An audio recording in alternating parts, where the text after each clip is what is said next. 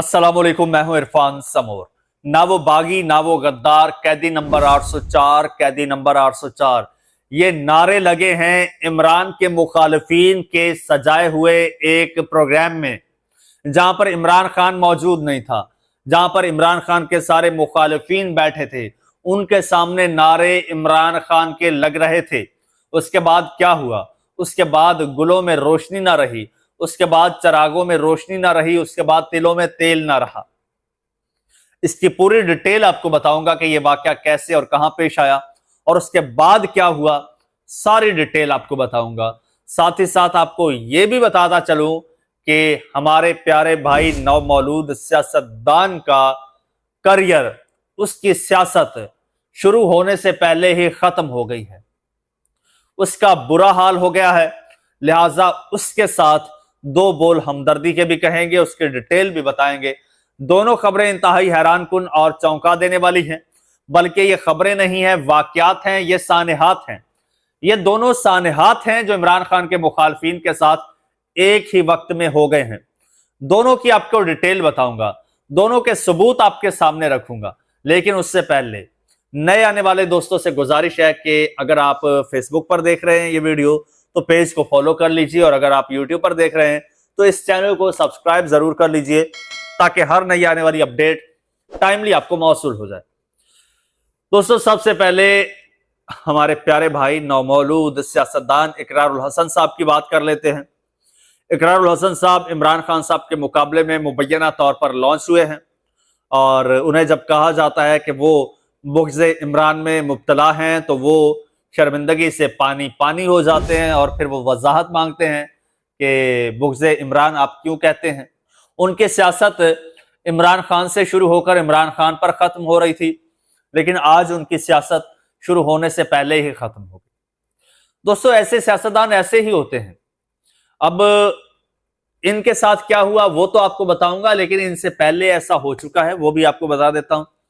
इमरान खान साहब के मुकाबले में आयशा गुलालई की पार्टी पीटीआई गुलालई लॉन्च की गई। क्या हुआ उसको? अपनी मौत आप मर गई। पीटीआई पार्लियामेंटेरियन लॉन्च की गई, धड़म से गिर गई। इसके अलावा एक और पीटीआई नजरियाती लॉन्च की गई, क्या हुआ? इस्तेहकाम पाकिस्तान पार्टी आई, सब ठुस ठास। अब जवाद अहमद की पार्टी को मैं नहीं कहता कि वो एंटी इमरान पार्टी, यानी कि वो इमरान खान के मुकाबले में लॉन्च की गई है। मैं समझता हूं कि वो पार्टी जवाद अहमद साहब की पार्टी उन्होंने खुद लॉन्च की है, और वो समझते हैं कि इमरान खान की मुखालफत करके मैं शायद पार्टी को ऊपर उठा लूंगा। इकरार साहब भी यही समझते हैं। अनफॉर्चुनेटली उनको भी यही लगता है कि पॉपुलर नैरेटिव की मुखालफत करके आप पॉपुलर हो जाएंगे, तो ऐसा नहीं है। इसका उल्टा जनाब उनको नुकसान हुआ है। वो ये कि अभी 4 दिन पहले, बल्कि 2 दिन पहले एक पॉडकास्ट में वो बैठे थे और फरमा रहे थे कि जनाब मेरी पार्टी में अब तक 4.5 लाख लोग रजिस्टर्ड हो चुके हैं। कितने? 4.5 लाख लोग। और फिर उन्होंने अपना एक कन्वेंशन भी करवा दिया, यानी कि अपना उन्होंने पहला जलसा भी कर दिया है, और उस जलसे ने जनाब इकरारुल हसन साहब की नौमौलूद पार्टी के सियासी ताबूत में कील ठोक के उसको दफन कर दिया है तौसा शरीफ में। इकरार साहब तौसा शरीफ में कन्वेंशन कर रहे हैं, जिसमें मुबैना तौर पर इनके साथ अपने कोई 15-20 लोग थे। ये पहुंचते हैं तौसा शरीफ, वहां पर इनके अपनी एक पहले तंजीम थी दोस्तों। और इकरार का एक और ज़ौम देखिए, इन्होंने टीम सरेआम के नाम से एक वॉलंटियर्स की टीम बनाई, उसमें लाखों लोग थे, और कहा कि जी हम फलाही काम करेंगे, हम वॉलंटियर करेंगे। तो उसकी आड़ में इकरार साहब ने जब ये पार्टी बनाई तो उन सारे लोगों ने पार्टी छोड़ना वो टीम सरेआम ही छोड़ना शुरू कर दिया। तो इकरार साहब उसी के आसरे में थे। कुछ लोग इनके साथ जुड़ भी गए, ज्यादातर लोग छोड़ गए। तो तौसा शरीफ से उन्हें कहा गया कि जी आ जाओ जी, ऐसे प्रोग्राम करने हैं। ये भी भागे भागे तौसा शरीफ पहुंचे, और वहां पर जब खिताब कर रहे थे तो लिटरली मुझे वो देखकर, मंजर देखकर बड़ा दुख हो रहा था।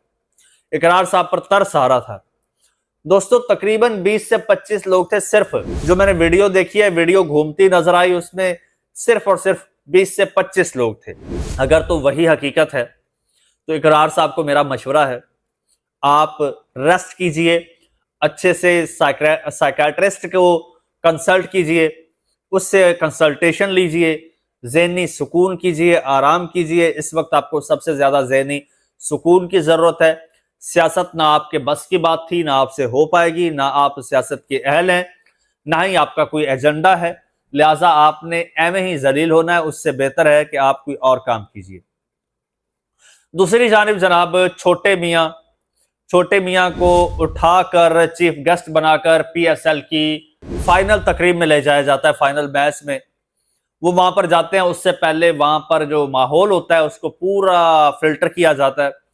कोई PTI का झंडा ना जाए, कोई PTI का डंडा ना जाए, कोई PTI का बंदा ना जाए, कोई PTI का पोस्टर अंदर ना जाए। यानी कि सारे नून लीग के बंदे होने चाहिए, PTI का बंदा स्टेडियम में ना हो। इसके बावजूद और इसके साथ साथ फिर इतलात हैं कि हर इंक्लोजर में अपने सियासी बंदे सिविल कपड़ों में बिठाए गए, अपने इंतजामिया के बंदे बिठाए गए कि भाई आपने माहौल को कंट्रोल करना है। किसी किस्म की कोई बदमज़गी नहीं होनी चाहिए, कोई ऐसे सियासी हड़ाहुड़ी नहीं होनी चाहिए, क्योंकि भाई छोटे मियाँ आए बैठे हैं। छोटे मियाँ बैठे थे, मैच चल रहा था, लेकिन वो मैच से ज्यादा एक क्रिकेट के स्टेडियम से ज्यादा वो PTI का जलसा लग रहा था। दोस्तों थ्रू आउट ना वो बागी ना वो गद्दार, कैदी नंबर 804 के नारे लग रहे थे। छोटे मियाँ भी वहां पर मौजूद थे और नारे भी लग रहे थे। छोटे मियाँ घबरा गए। छोटे मियाँ ने कहा ये क्या, इतनी सख्त सिक्योरिटी, इतना सख्त माहौल, इतनी सख्त फिल्ट्रेशन, उसके बावजूद ये हाल, उसके बावजूद कैदी 804 के नारे।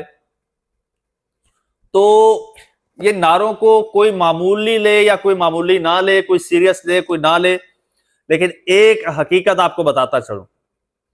आपको 3 साल हो गए ना PTI को क्रश करते हुए। कहीं PTI के 4 लोगों को जमा नहीं होने देते, आप 4 बंदों को जमा नहीं होने देते।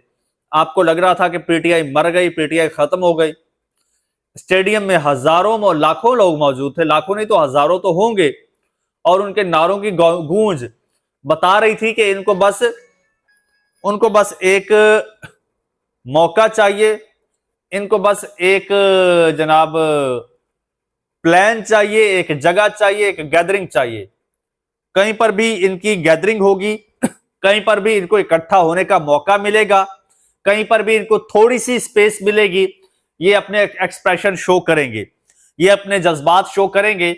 और 3 साल के जुल्म, जबर, तशद्दुद, फसायत के बावजूद वो अपने मौकिफ से पीछे नहीं हटे। कोई कैंपेन नहीं हो रही PTI की, सारी लीडरशिप कंप्रोमाइज्ड है, छुप छुपा के बैठी है। लेकिन आम वर्कर देखिए, जब भी उसको मौका मिलता है तो वो बताता है कि वो इमरान खान के साथ खड़ा है और इमरान खान के लिए वो संजीदा भी है। तो इनको अगर कभी भी कोई ऐसा बंदा आ गया, कोई माई का लाल आ गया इनको एक जगह इकट्ठा करने वाला, तो मैं कहता हूं कि आपकी जड़ें उखाड़ के रख देगा। और यह सारा वाकया हो चुका है। दोस्तों मजीद जो भी अपडेट होगी आपके साथ शेयर करूंगा। चैनल को सब्सक्राइब कर लीजिए, पेज को फॉलो कर लीजिए और मुझे इजाजत दीजिए। अल्लाह हाफिज।